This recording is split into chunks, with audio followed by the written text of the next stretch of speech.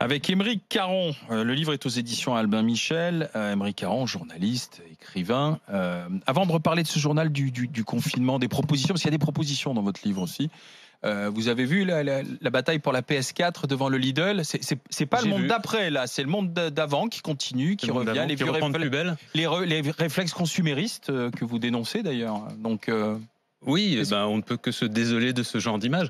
Après, il faut s'interroger sur les causes de ce genre de mouvement de foule et de l'intérêt qu'il peut y avoir comme ça à se précipiter pour acquérir un objet. Ce que j'appelle moi la société de consommation. C'est-à-dire qu'on est dans une société aujourd'hui qui nous empêche tous les uns et les autres de nous émanciper sur le plan humain, de choisir notre travail bien souvent. Enfin, c'est le cas de la plupart des gens.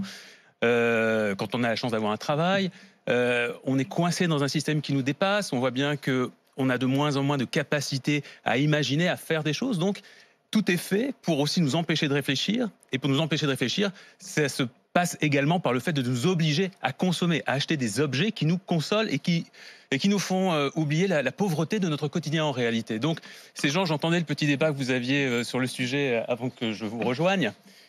Moi, je les accuse pas non plus, ces gens. C'est une société qui me plaît pas, hein. Celle où on est attaché à des objets complètement inutiles. J'en parle dans le livre. Je pense que le confinement nous a appris que justement, on pouvait se passer de beaucoup de choses et qu'on s'en portait beaucoup mieux. Après, il y a aussi toute la partie écologique du sujet. C'est-à-dire que c'est toute cette surconsommation aussi qui détruit aujourd'hui la planète. Et ça, on est obligé d'en parler aussi. Mais il faut aussi s'interroger sur les motivations de ces gens qui, finalement, souvent, n'ont rien d'autre dans leur quotidien pour se distraire et pour apprécier ce quotidien. Alors vous aussi, vous trouvez des vertus à ce virus?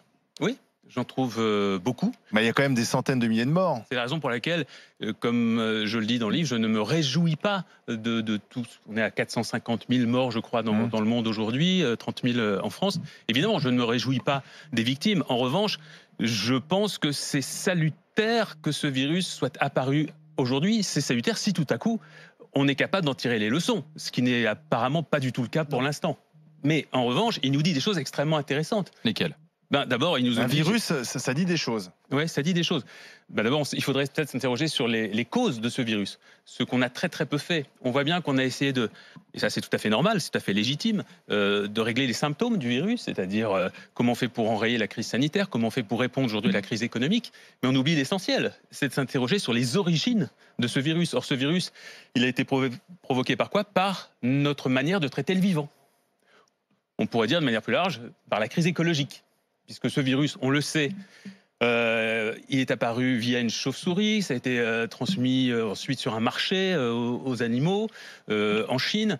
Comment les virus de ce type se répandent? Tout simplement parce qu'on réduit l'habitat naturel d'animaux sauvages, en l'occurrence là des chauves-souris, par la déforestation notamment. Ensuite, on va maltraiter ces animaux qu'on fait cohabiter sur des endroits où ils ne devraient pas habiter, à savoir les marchés dont on parle, mais ça peut être également dans des élevages industriels.